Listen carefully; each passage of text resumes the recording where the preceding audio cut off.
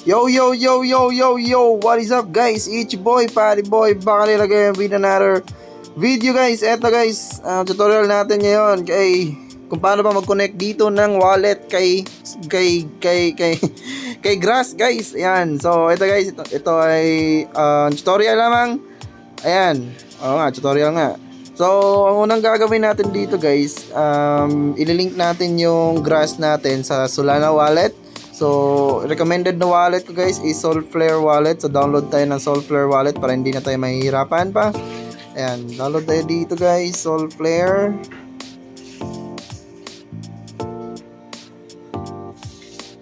Ayan, ito guys, Solflare Solana wallet. So, ayun, na-install natin guys. Ayan, open natin tong Solana wallet, ay Solflare wallet. Ito. So, kung wala pa kayong wallet guys at kaka-install nyo pa lang, okay lang naman mag-create new wallet kayo. Ito, create new wallet tayo. Ayan. And ito, seed phrase guys. Importante ito guys ha. Kailangan natin ng seed phrase dito para ma-access natin to kahit sa cellphone or kahit device guys. Ayan.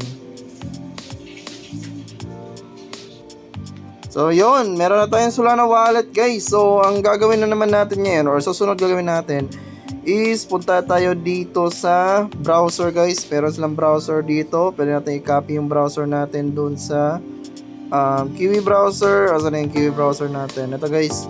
Copy natin to guys. Ito.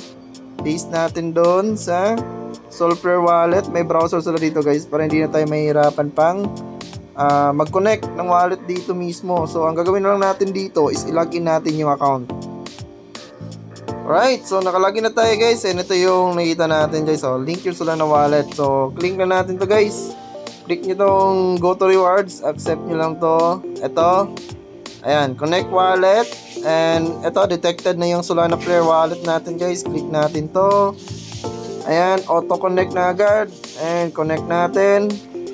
And dito guys, huwag nyo ito i-check guys. Huwag nyo ito i-check dahil are you a ledger? Small transaction fee will be required. Sign in using a ledger. So, huwag natin i-check yan guys. Verify. And slide to approve lang. Ayun. Ayun. So, meron tayo guys. Ito. Confirm wallet address. Send verification email. Ayan. Send natin to. Ito yung email natin. Send natin ang verification email guys. Ayan. So, puntahan natin yung email natin para i-verify natin yung wallet address natin. Ayan. Puntahan natin yung email. Ayan, so meron nakalagay dito guys, Grass Foundation. Ito. So, verify lang natin to. Ayan, click natin itong verify email or verify wallet address.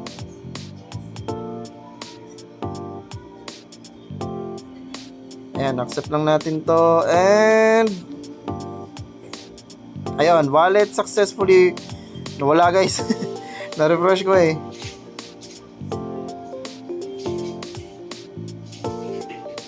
Ayan, so okay na yun.